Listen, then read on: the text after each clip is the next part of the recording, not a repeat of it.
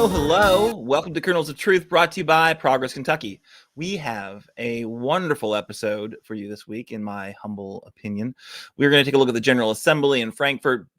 Big news on the GOP redistricting map saga.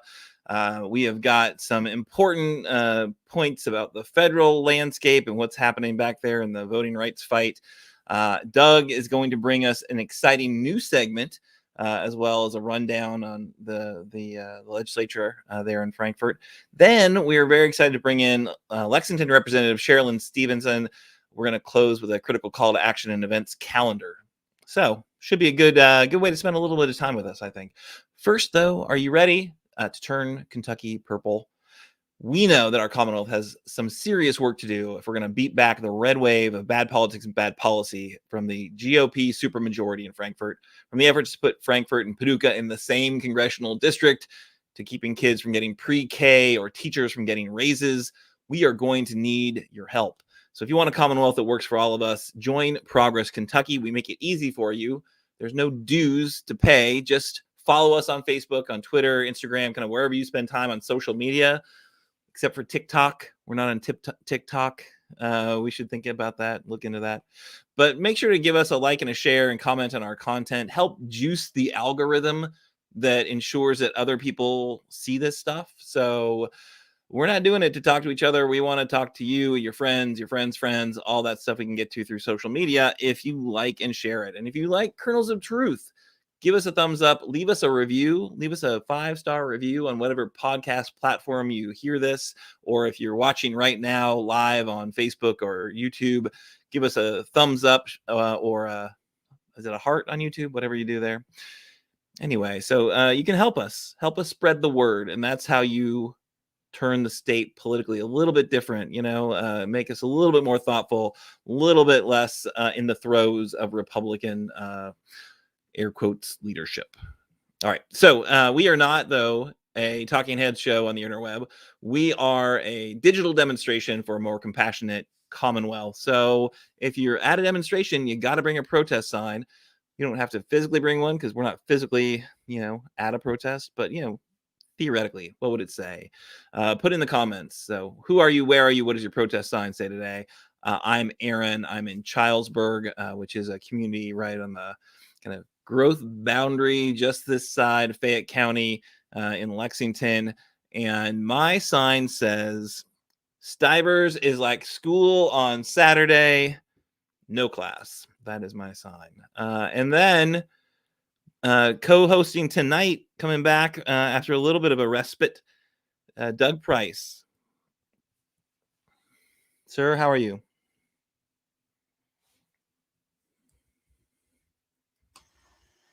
Why do I always forget that I'm muted?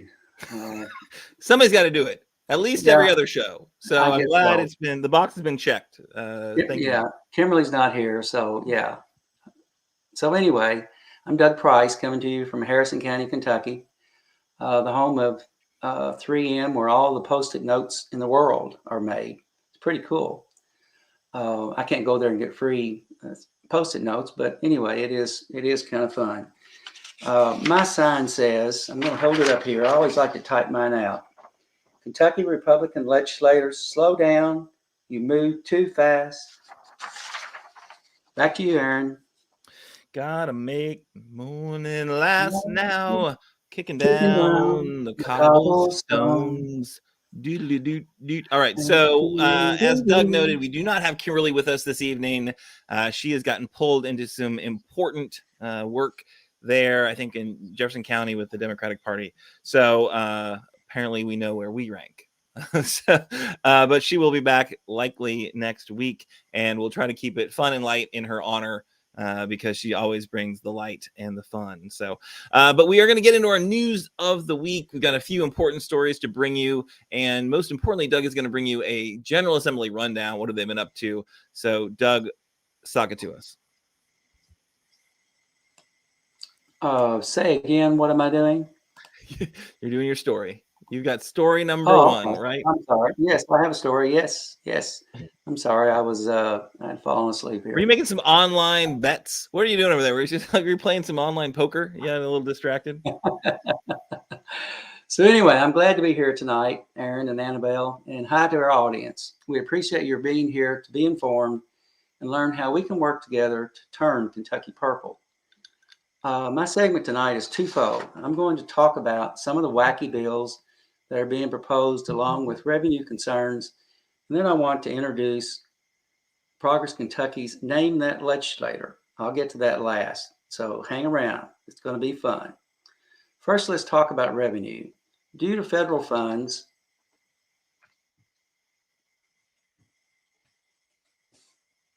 we have a huge surplus in our rainy day fund. The Beshear administration has forecasted revenue of $14 billion in 2023 and $14.6 billion in 2024. The governor has proposed a rainy day fund of $1.75 billion, which will be the most ever, and the Republicans have countered with a $1.9 billion amount. Due to this unprecedented amount of revenue, the Republicans want to provide tax breaks. Most of us would be in favor of tax breaks, but as Ross Perot once said, the devil is in the details. Their version of tax reform would be to lower the income tax rates on the guise of giving money back to the people. What people will benefit mostly from this measure? My expectation is that would be high income earners. Also, they are talking about increasing consumption taxes. A consumption tax would hurt those people who are already barely getting by. Now, here are some of the wacky bills introduced lately. SB 1. An important note, generally speaking, the lower the number of a bill, the more important the bill is to the originating chamber. SB stands for Senate, so it's the most important bill for the Senate. This bill requires that the superintendent, instead of the council, determines curriculum after consulting with the principal and the school council and after a stakeholder response period. House Bill 121 requires public comment at school board meetings. This comes on the heel of last year's bill that allowed only school boards to make the decision to require masks. That bill was passed with the caveat that the legislators want to allow school boards to make their own decisions. Do you feel a trend? The Republican-controlled legislature seems to have an attitude of, I know what is best for you, and it doesn't matter that the basis changes from one bill to another. House Bill 341. On the tails of the previous bill, here is one that allows utility companies the right to ask for a quicker approval process with less notice and less public participation for items such as rate changes. Do utility companies have better paid lobbyists? The next bill is Senate Bill 88. This bill would set up the process for voters to vote on a constitutional amendment that would allow the legislature to pass laws allowing them to call themselves into session anytime for any reason. The estimated cost per day is $65,000. Trust me, you do not want this General Assembly to have this ability. Progress Kentucky will fight tooth and nail to stop this action with many other organizations. Now let's talk about this name the legislator.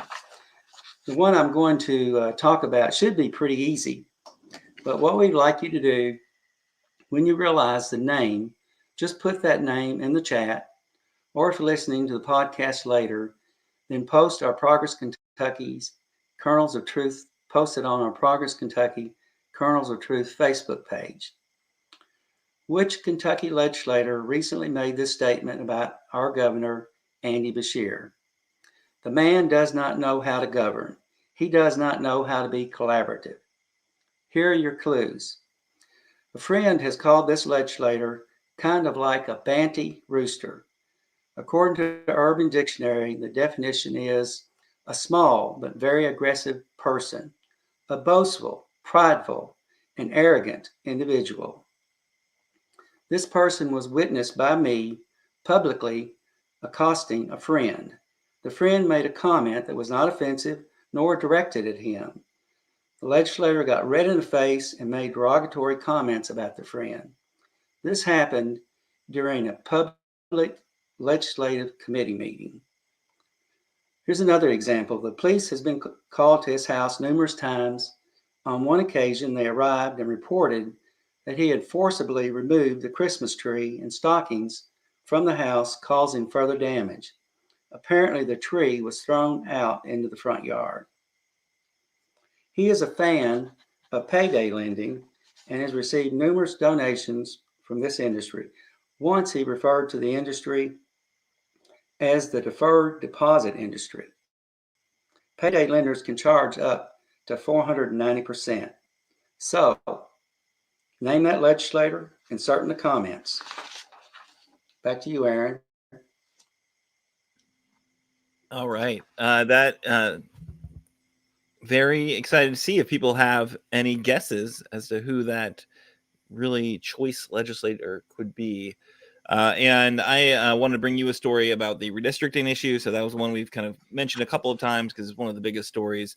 As everyone knows, every 10 years, there's a census. After the census, we get new information about our population and how it shapes up and where it sits. And we use that information to then draw our political maps. So because the state is obviously a GOP super duper majority, the GOP have a lot of power, all the power in drawing those maps. The way it has happened is that they, had been beseeched by folks like the League of Women Voters to do an open process. A lot of states have nonpartisan redistricting commissions who are kind of equally appointed by Republicans and Democrats to just do what's best for voters as opposed to what's best for politicians. That's what we had hoped to see this year, is that there would be some traction with the League of Women Voters and their efforts. That unfortunately did not happen. And the Republicans basically did exactly what the Democrats used to do, which was do it in closed doors. All the, politicos, the elected officials would just kind of gather around and, try to crunch it so that the Democrats have, well, back in the day, it was, the Democrats would cut it so the Republicans had as few districts as possible. And now it's the Republicans, kind of turnabout as fair play. We have, some really bad districts. And, the theory here, right, is that you kind of like, you stack as many Democrats into as few districts as possible, and if you can't do that, you crack their votes so that you distribute them among as many districts as possible, so they can't ever carry the day. You can run afoul of some having communities of color have their political power diminished if they do this the wrong way. That's something that legally they can challenge. But what we saw is the Republicans jammed it through. No one had a chance to even look at the data. They never released the precinct level data so the public could actually take a look at it, as opposed to the League of Women Voters that had dozens and dozens of public sessions to share the idea and the concepts that they were playing with. So really frustrating to see this process happen. It's happened so quickly, and you as a voter can probably not find the information you need to know what your district would look like under the new maps. You can't look yourself up easily to figure out what it looks like. And that's really problematic. So the governor vetoed the bill, at least two of the three maps. So he vetoed the House, state House maps. He vetoed the House congressional map, and then let the Senate map go into law without his signature. So he vetoed those. The GOP quickly overrode the veto, and then equally quickly, the Kentucky Democratic Party filed a lawsuit to challenge those maps in court. So we will see what happens. The suit itself is, I think, really important.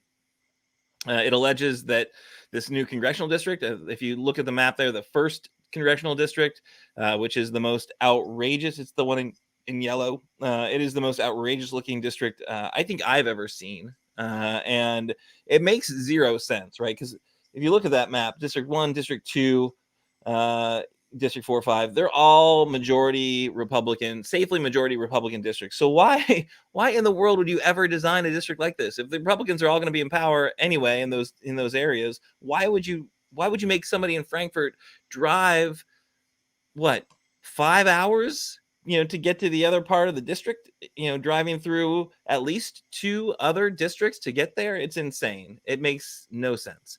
And the suit alleges that district was drawn for two nakedly partisan objectives. One was that to put Franklin County into District 1 means that the 6th district becomes less purple, less combative, less of a toss-up, more safely Republican. So big victory for Andy Barr, who I'm sure like to be in that district forever, unless he sees a realistic path to statewide office. And then also a big one for James Comer, who's currently the 1st district representative. So he apparently owns a farm in Franklin County, and his house is in Franklin County. So he prefers to be in the district as opposed to not in the district. So he also owns land in other parts of the 1st district, so it doesn't really matter. An analysis, though, looked at the map itself and found that only 17 of the Kentucky House districts in the new map were either solidly Democratic or leaned Democratic. 17 is a pretty small number given how many districts we have at the State House. The other primary argument behind the suit is that 23 counties, and this is from a great story in the Lexington Herald Leader, that the 23 counties, which both Democrats and Republicans agree is the minimum number of splittable counties. When you're drawing these maps, you're going to have to split 23 counties. They were split 80 times in the Republican House plan.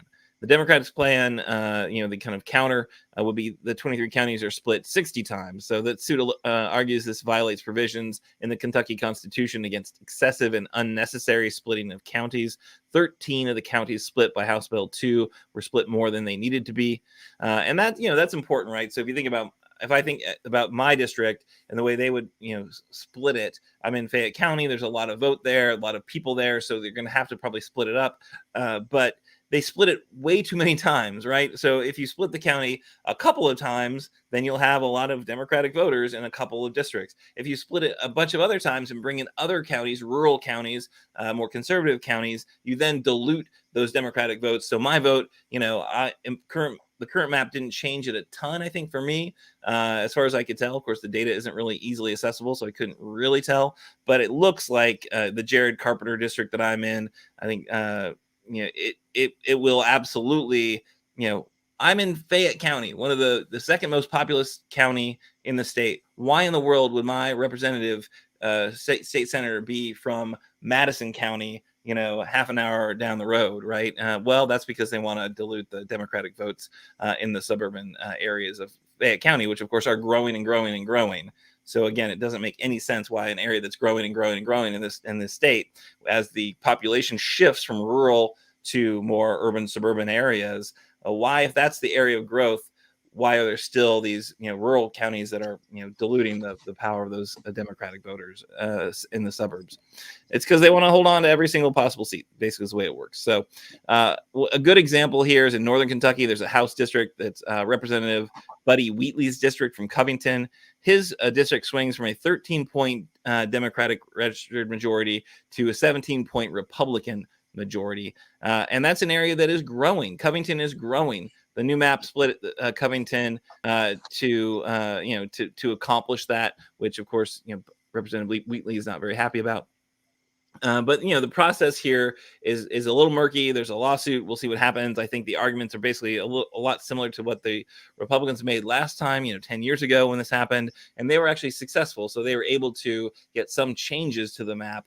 The Democrats are hopeful that they will be successful as well. And if you actually look at who brought the lawsuit, it's in addition to the KDP, there's some voters in Franklin County who are very concerned about how the maps are drawn. So it's an important issue, but as it works its way through the legal process, what does that do to primaries, right? So that's really important, because it did change. People had started running and then found themselves out of the district. Some of that stuff is very much thought to be intentional. Strong candidates who found themselves suddenly not in the district.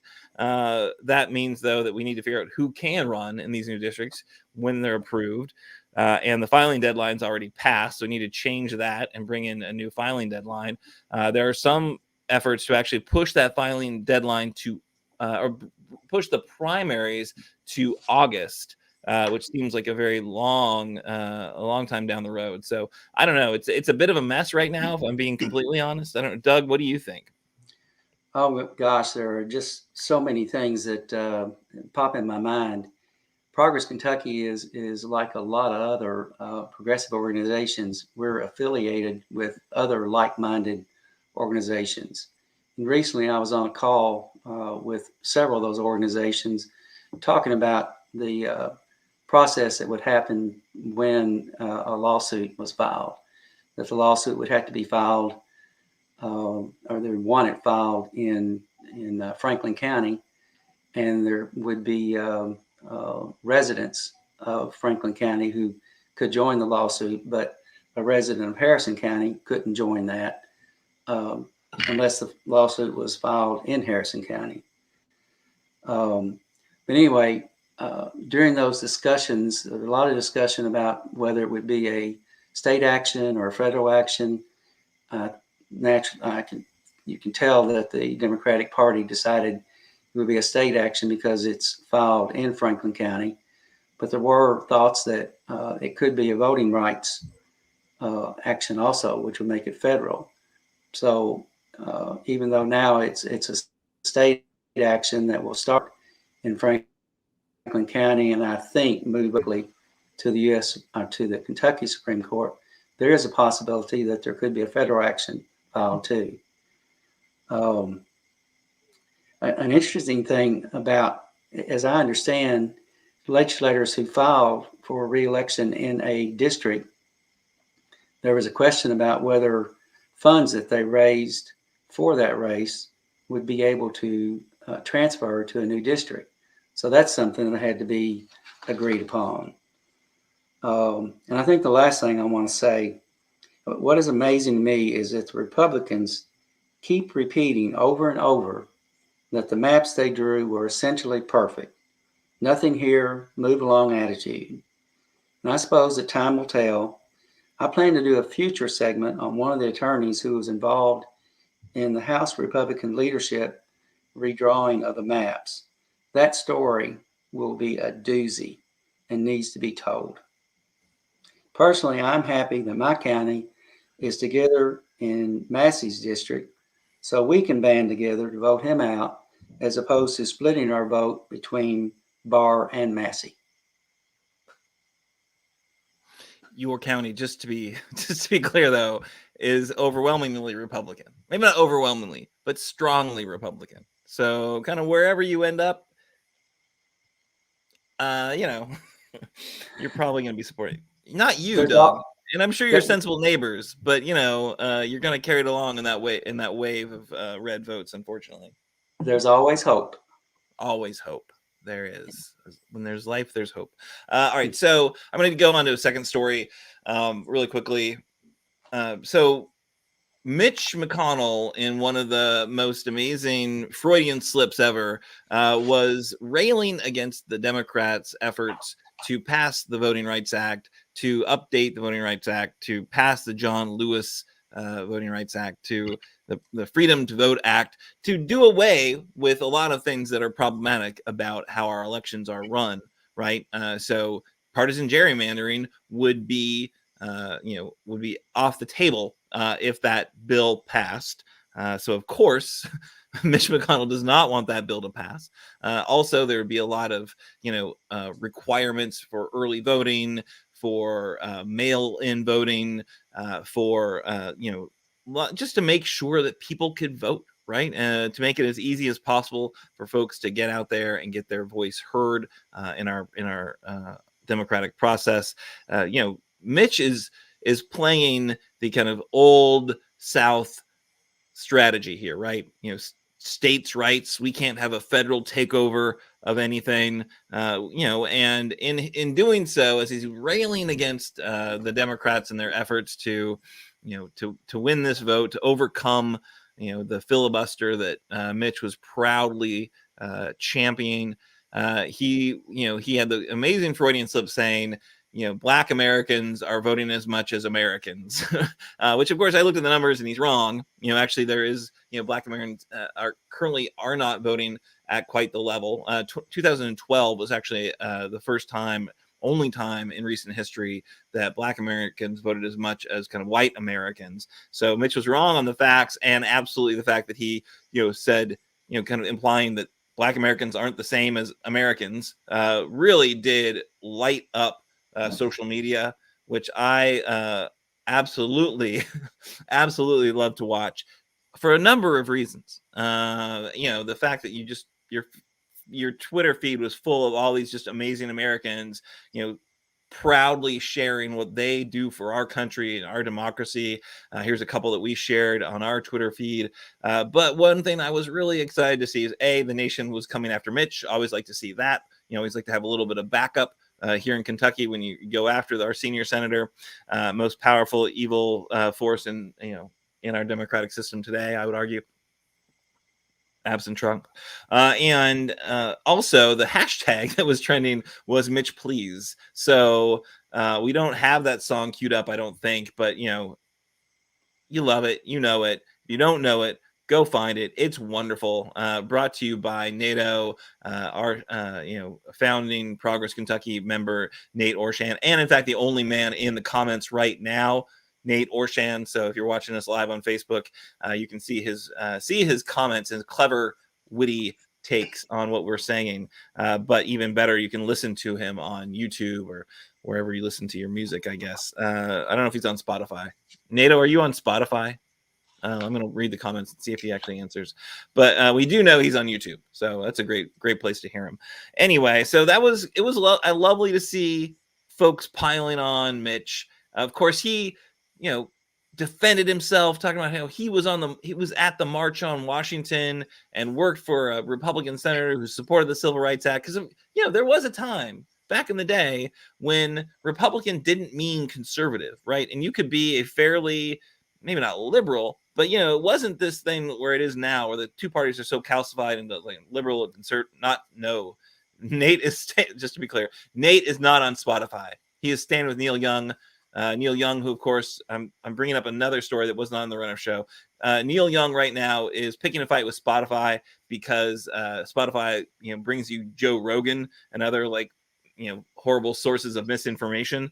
And so Neil's saying, hey Spotify, it's either me or Joe Rogan, and I am here for that fight. I want to see what happens with Spotify, and I proudly in Team Neil for that. So at any rate, getting back to the story I was trying to finish, what we're most excited to see in this conversation is that Mitch McConnell, is not a civil rights champion, no matter what he says, right? No matter what he proudly hearkens, he is now a part of the horrible, horrible Republican Party. He will use whatever he needs to, misinform, mislead, take advantage of that misinformation to win as many elections as possible. So and I'll find it.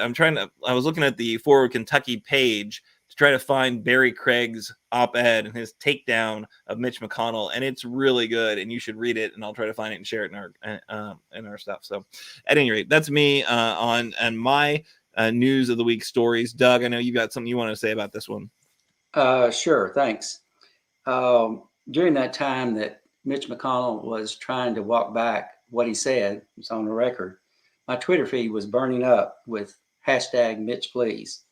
And as Aaron has already said, we know that's the title of the theme song written by our very own and talented Nate Orshan of Progress Kentucky. He wrote that when we were the Mitch McConnell Retirement Committee. Others were posting Mitch in front of a Confederate flag. Others commented that it wasn't a slip of the tongue, but an indication of his true nature.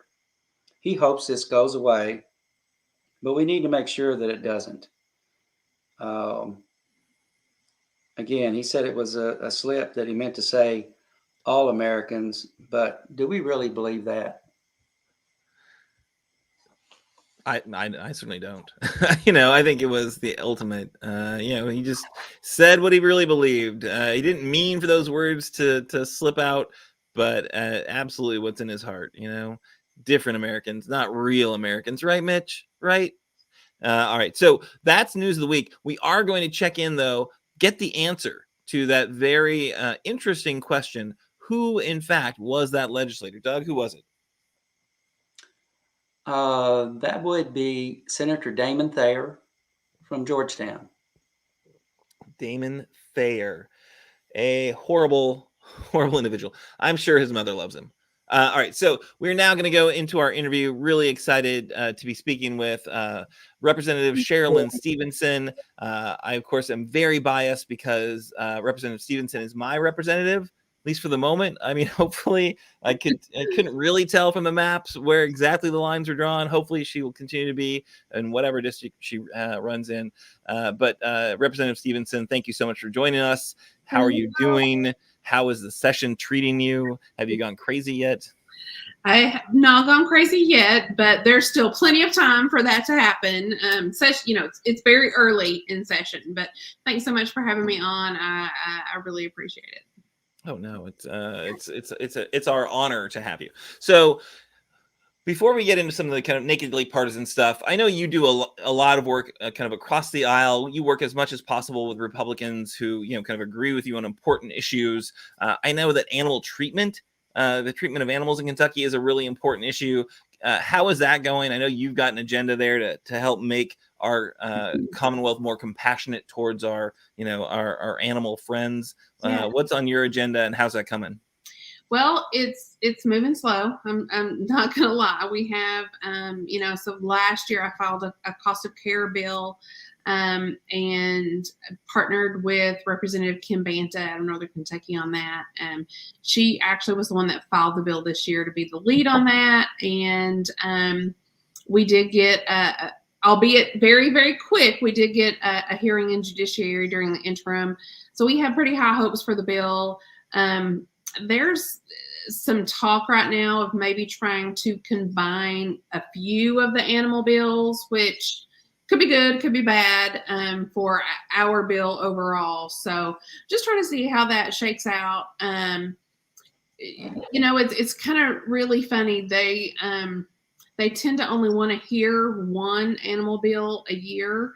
There's a few bills like that. Like they don't like to hear a lot of various alcohol bills. Things like that. So they try to narrow it down to one thing.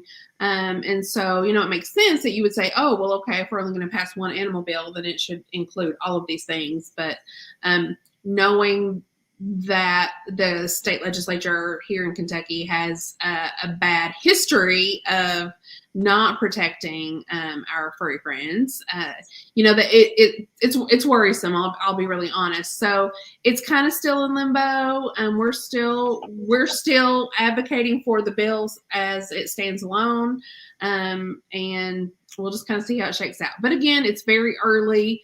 This being a redistricting year, we kind of hit the ground running when session came in and did the redistricting bills, and the House majority leadership kind of surprised everyone by passing the budget really early. But it seems that now that tempo is slowing back down. So we're kind of seeing the normal beginning of session. We're passing 3-4 maybe bills a day right now. There have been several days we've heard no bills whatsoever on the House floor. And right now the ones that we are hearing are pretty innocuous, and most of them are passing 97-1. So we're kind of settling in a little bit, and there's a long time to go. So we'll see. I have high hopes though for that bill. Wonderful. And then just really quickly, the cost of care bill, what does it actually mean? What's it do? So what that means is, so if you have your animal seized for some reason, for neglect, abuse, blah, blah, blah, blah, blah, they can go to, in a smaller county, it could be the county folks that are actually trying to care for those animals. Here in Lexington, we have the Humane Society and various shelters that will take animals in when that happens. But particularly in cases where we see a lot of animals, hoarding cases where we see 130 cats or 80 dogs, something like that. The cost of caring for those animals while that criminal court case is waiting. We all know that the court system kind of runs a little bit slow.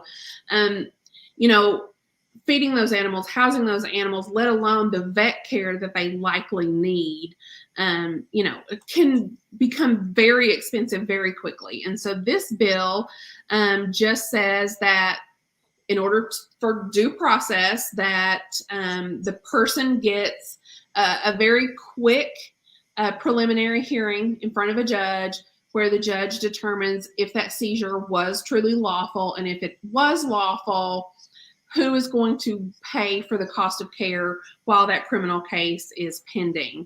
And many other states, I believe 42 other states, have done this. And so it just would put the burden of the cost of the care of those animals on the owner. Now, they should be paying to care for those animals anyway, right? So that's kind of where that comes from. But within the bill, we have been very careful to put due process in there for the owner.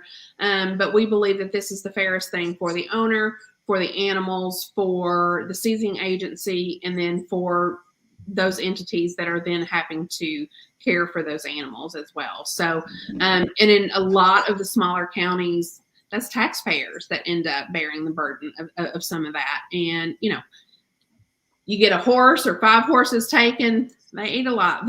Horses are very expensive to keep up. And again, like I said, those hoarding cases, those are really where it hits home. I mean, it can become thousands and thousands of dollars really quickly. So we're just trying to get a little bit of a handle on that, and see where we can go.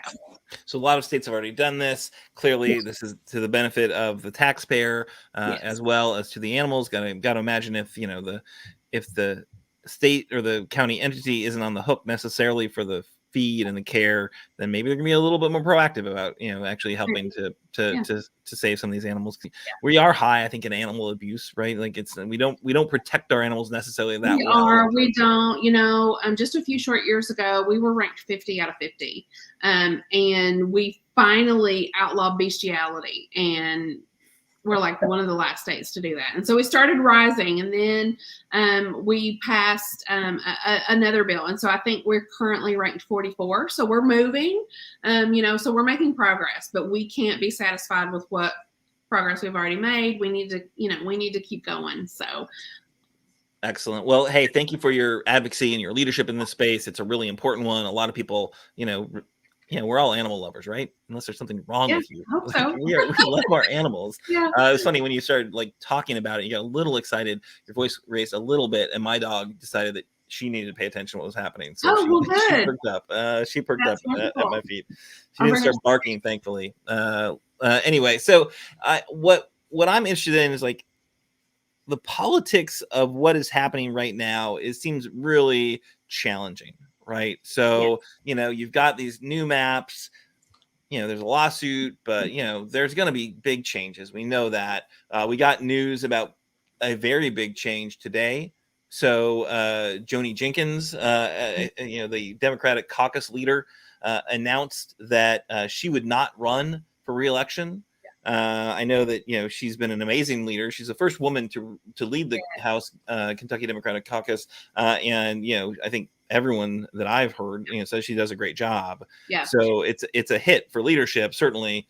It is. It's a hit for all of us. Not only was she the first female to lead the Democratic caucus, she's the first female to lead any caucus in the state legislature in Kentucky. So, it's a big deal. It's a really big deal. And, I've been following her for a long time. She entered the legislature in 1994. And she has been such a caring and compassionate legislator. She has done so much good work for us. And she will absolutely be sorely missed as my friend, as my colleague, and as my leader. Right. But it does, I think her arguments that, she doesn't want to run in a district that is drawn to be, kind of a minority district. And so that she wants steps away. So there will be an opportunity for, a person of color to win that seat. There's some challenges, though. I feel like, I think the filing deadline is happened as well, right? So It has happened, and so there was, I believe, the mayor of Chavley has filed for that seat. So, and I believe that was the only other person. So with Joni withdrawing, she's going to be the automatic winner if these lines hold, right? So there's still that slim possibility that the court case could be successful, and the ask is that we run under old lines one more time. So we'll see. I'm holding on.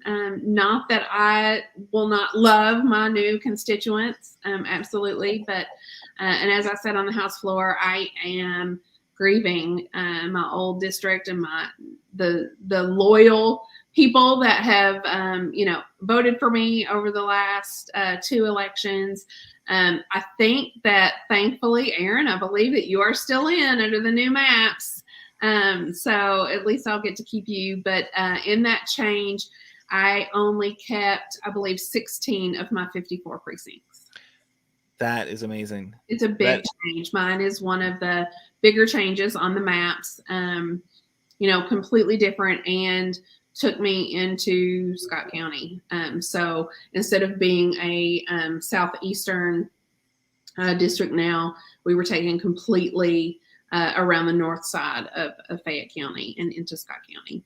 Yeah. It just, as I said earlier, it confounds me the way these, in an area that is so populous, an area that is growing, how in the world has there been such major shifts to these districts? I think, I don't think democracy is being served. I hope that the lawsuits are successful. I hope you get to run again. And I hope that, some of your district, your district is redrawn again. We'll see what happens. Yeah. But I do. They talked about compactness a lot on the floor. And if you look at the map of the way that the 88th changed, there is nothing compact about that. It went from being pretty compact to being not very compact whatsoever. It's so weird, right? Because your district grew, right? Yours was a district that had to be adjusted because there was growth within it, right? It did. I had to lose at least 21% of the district because of the growth. It was, I believe it had become the second largest in the entire state. And so I knew that there was going to be some significant changes in that. I was going to lose at least a fifth of the district. But it was very different. It was one of the districts that you could probably say changed the most, and absolutely is gerrymandered. Yeah. Well, and you've always had a target, right? Because you won very, very close elections both times you've been able to go to Frankfort to represent us so well, but they were close races. You grew your margin because you just have such an amazing, constituent services and field campaigns and all the things. You do it right, I think. I'm biased, of course, but I think you do it very well, and you represent the whole district. But the idea that they know who you are. They know what your district looked like, and I don't think they did you any favors. And I got to imagine that was intentional. So, but at least I guess at least you didn't have to run against someone else, and because it didn't seem like they put a lot of districts together. A lot of Democratic women had to run against other Democratic women if they were going to continue to seek the office, and really just disappointing to see how it's shaked out so far. Yeah, it really was, and I obviously Mackenzie Cantrell was one of the ones that was paired with a fellow Democratic female legislator, and she made the announcement this week that she is now going to run for Court of Appeals. And she has been, it's no secret to anyone that she's been one of my best friends in the House caucus, and she is going to be very much missed by me. Her voice within our caucus and her voice on the House floor are going to be very missed. And so it's unfortunate that this is what has happened, but it is what it is. We all knew the possibilities, and we know what can happen. Once the census happens, and in a state like ours where the legislature, has full control of redistricting, this is what it is. So yeah, it is. It's absolutely unfortunate though that just the process was so clearly, closed door, run through, and I don't know that that's an argument legally that they can make, but it just seems a complete disservice when of course the politicians are picking their voters, not the other way around, and the voters don't have a clue what's happening because there's no way the information is being the information is not being shared and it's not given enough time to work its way through to the voters. And it's clearly they just didn't want any feedback. They just wanted to get what they drew. Anyway, so any other thoughts of Doug? I'm sure you got some questions about what's going on in the legislature and what Cherlynn's working on. Sure. Yeah. Yeah, I have a question. It seems like some states do a nonpartisan redistricting. Yes. And I know that would have to be passed by the Republican legislature in order for that to happen. But it seems like that would be a better way of doing it.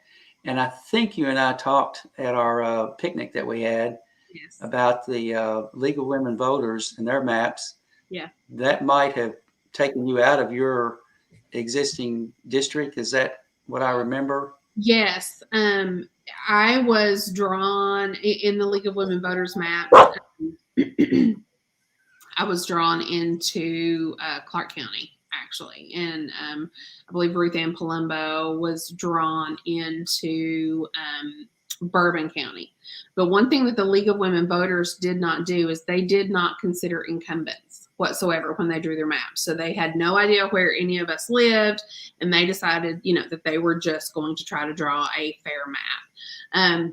And so the League of Women Voters has partnered with a few people in the legislature, and a fair maps bill has been filed a couple times. But as you said, the supermajority they have been waiting. I mean, we all know this is the first time they've gotten to draw these maps in 100 years. And so they are not going to give up that privilege anytime soon. So they gerrymandered this process in order to be able to elect more Republican legislators. Mm-hmm. They've already got a supermajority. So what happens if all 138 of our legislators are all Republicans? I mean, it's just crazy to think about, because they're pushing legislation through that the public doesn't understand. And I don't know. I just want to say this. I admire you and other people like you who are willing to do this day in and day out, fighting the battles that you have. And you're amazing. People like you are amazing too. Well, thank you. I really appreciate that. I think any of us would tell you, yes, it's not easy being in what we call a super duper minority. With these maps, I think that there is a possibility that minority could shrink even smaller. But what I say is the pendulum always swings.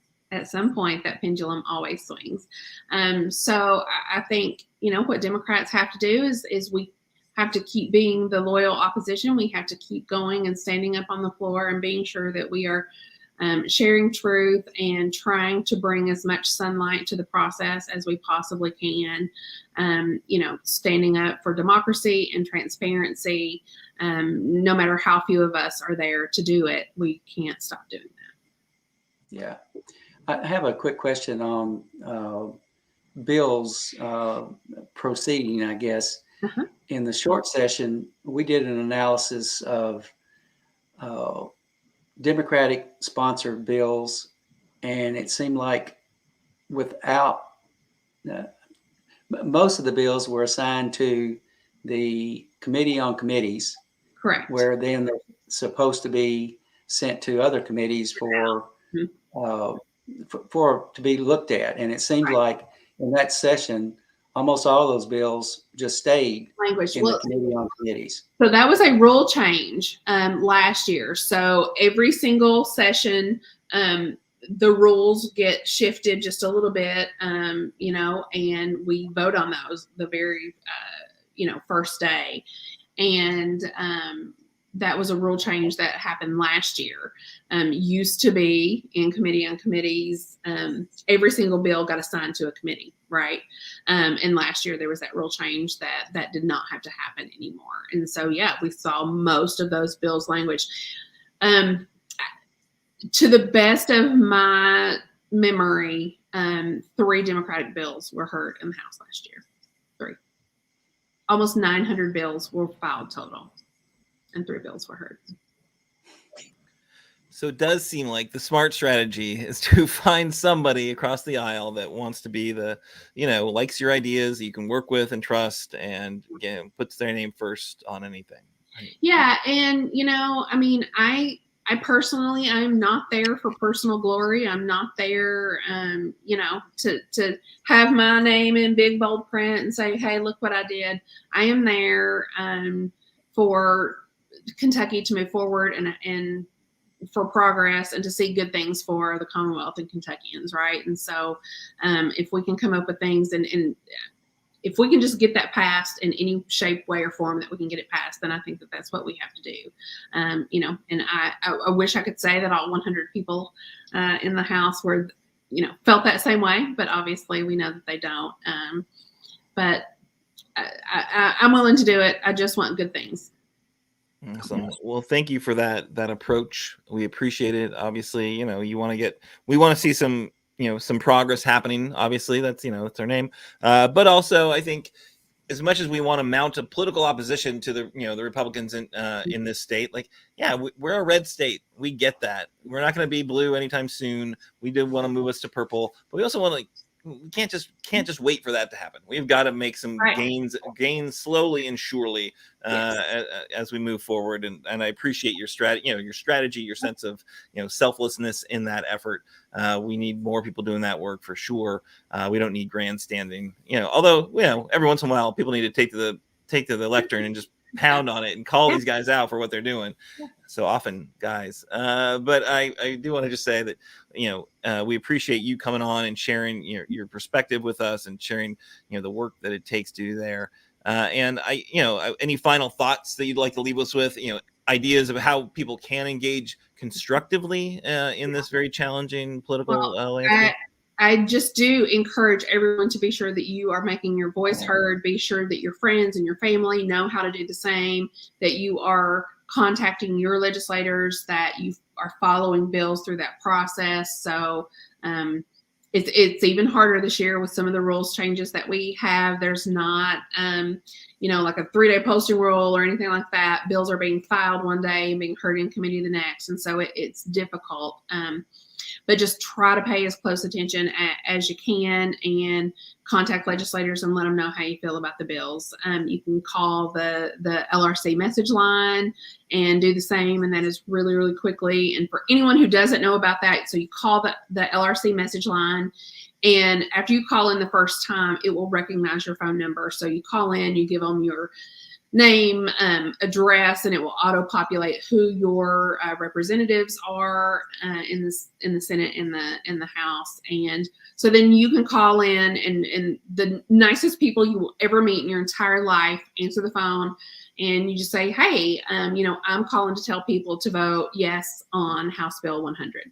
And it can be just that simple. And so you can do it as you drive into work every day. You can do it as you're having your coffee in the mornings. Just it doesn't have to be long, drawn out process. It's really, really quick to do that. But just be sure that no matter what you're doing, you are making your voice heard. We all love social media, and it's easy to get on social media and quarrel and complain and worry about what's happening. But, sometimes they're echo chambers, right? So, be sure that you're talking to the people who are making these decisions. Yep. Leave those comments, as Cherlynn said, nicest people in the world. You will not find nicer people to help you be active in your democracy. Yes, a large majority of them are retired, and so that's now what they do is kind of like in their retirement. And so not all ladies, but most are, and they're just the nicest little old ladies you'll ever meet. They're so sweet to call and talk to, and they're fast and efficient, and great use of your time. Absolutely. So if we were going to call, say, tomorrow, and support an animal bill, maybe your animal bill, what's the number? Who should we direct it to besides our legislator? Should we ask a specific chair? And is there what's the best way to get this thing currently, yes. So the bill would go to judiciary. So Ed Massey in the House, please hear the cost of care animal bill. Also, any of the majority House leadership, you can call and leave a message for them and say, please assign the cost of care animal bill to judiciary. Just assign it to committee so it can be heard. That's the first step that has to happen. Awesome. Cost of care bill. You know what that is? Animal bill. I believe. I'm looking really fast. I believe that it is House Bill 79. That's terrible. I should totally know. It was supposed to be House Bill 100. It was House Bill 100 last year, and House Bill 100 this year, though, is also a good animal bill. So it is Ethan's bill to make pet to make shelter animals the official pet of Kentucky. So yes, he is a very sweet boy, and he asked me if I would file this bill for him this year. We actually passed it through the House a couple years ago. Representative Joe Gravis carried that, and we are hopeful that maybe we can get it heard again this year, but not sure. Obviously, cost of care is super important to me, and it is House Bill 71. House Bill 71. Awesome. Great. Thank you. I'm sorry to put you on the spot there. Yeah, no. So I should have known. So sorry. As they all kind of start to run together. When you're carrying a lot of bills. So and I don't like that tendency to just deal with the number and people just like shorthand the number. I'm like, I have no idea what the number is. I cannot retain numbers. I need some yes, description. It's hard, and the numbers can change from year to year. So that's why I kind of like to name them or label them. So which is how we have cost of care. So the cost of care bill, is the best way to talk about it. Absolutely. All right. Thanks. Any final thoughts you want to leave with our viewers? No, well, just again, thank you all so much. Thanks for those of you that are hanging tough in blue and purple districts. We appreciate you. Help us register voters. Help us register folks that are going to vote blue. That's the one thing that you can be doing right now besides watching the legislature. There's going to be plenty of things that you can do to help candidates later on this year, but help us get some folks registered right now. Absolutely. That is for sure correct. And we're going to talk about that in just a second. Right. Thanks again, Representative Cherlynn Stevenson. Have a wonderful, wonderful day. Good luck with the other 3 quarters of the session. I hope that long way to go. It's the long slog. All right. Have yourself a lovely evening. Thanks. You too. Bye, guys. Bye. All right. So now we're going to just move on, wrap up a few things really quickly. You heard her, right? You heard her. We need more progressive voters. We need to register voters. We need to educate them about what's going down in our Commonwealth and get them involved with our political process. And Progress Kentucky is, in fact, not messing around. We have got a plan to do exactly that thing.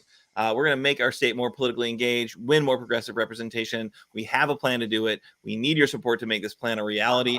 We just yesterday got our 1,500 postcards, our Progress Kentucky Take Action postcards with handwritten notes. Thank you if you made handwritten notes. We appreciate that.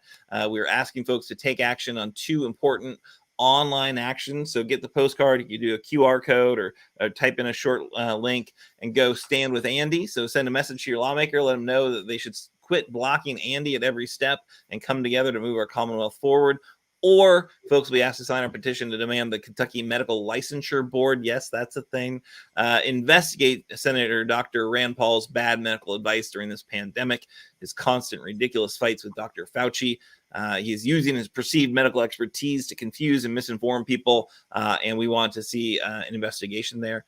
Then everyone who takes action on that campaign, so they'll be going out this weekend in mailboxes throughout the bluegrass, voters that kind of look like us to a degree, right? So their voting profile looks similar to ours, their activist profile looks similar to ours, people who are likely to get involved.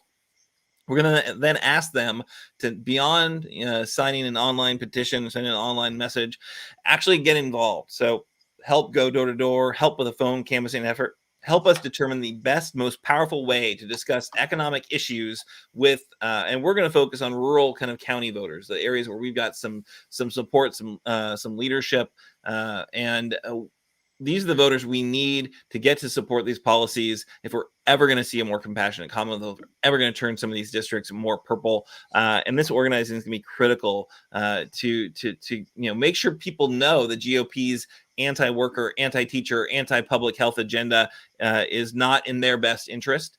And to turn those voters out and win close elections. So please sign up right now to help out with that effort. You don't have to get a postcard in your mailbox and take action online and then get asked to help. We're asking you to help right now. You can sign up with our Join Pro KY bit.ly link, and lots of great stuff happening in that effort.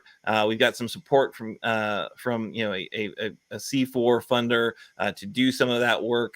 You might even get a free hat if you come out and canvass with us. Like, who wouldn't want a Progress Kentucky hat? I've got to actually ask. So as we're thinking through, we've got a little bit of budget to do some kind of, some swag. What would you rather have? A Progress Kentucky hat? This is not a Progress Kentucky hat. This is a hat. Or a Progress Kentucky water bottle. What would encourage you to go out and talk to strangers? Because anyone who shows up and does a couple of these canvas efforts, we want to give you, a little bit of a reward, a little bit of a thank you, a little bit of like, hey, look, I'm with Progress Kentucky. You should be too. You can ask me about it at your next in-person meeting if those ever happen again.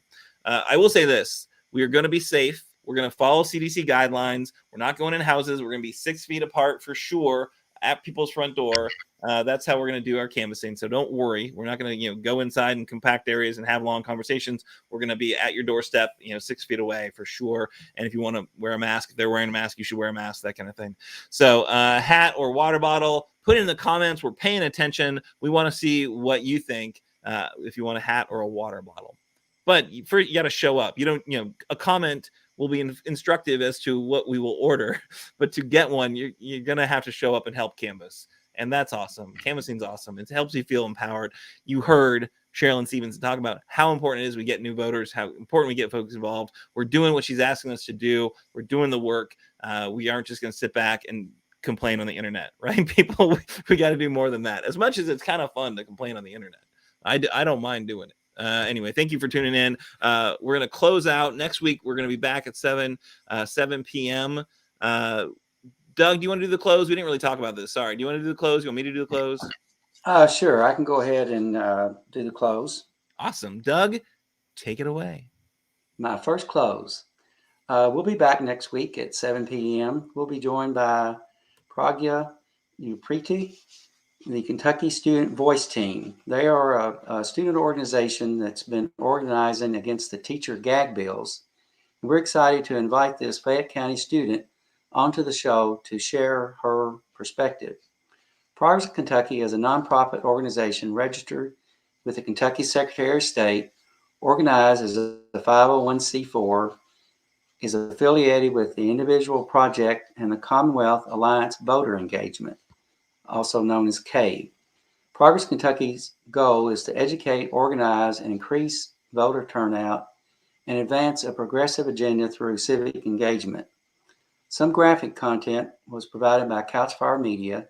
Couchfire ignites multi-camera, live stream, educational, and commercial video production content. More information can be found at couchfiremedia.com. Production this evening was by Annabelle Nagel, our own social media chair. Thanks so much for your help getting Kernels of Truth out to the people, Annabelle. We really appreciate you.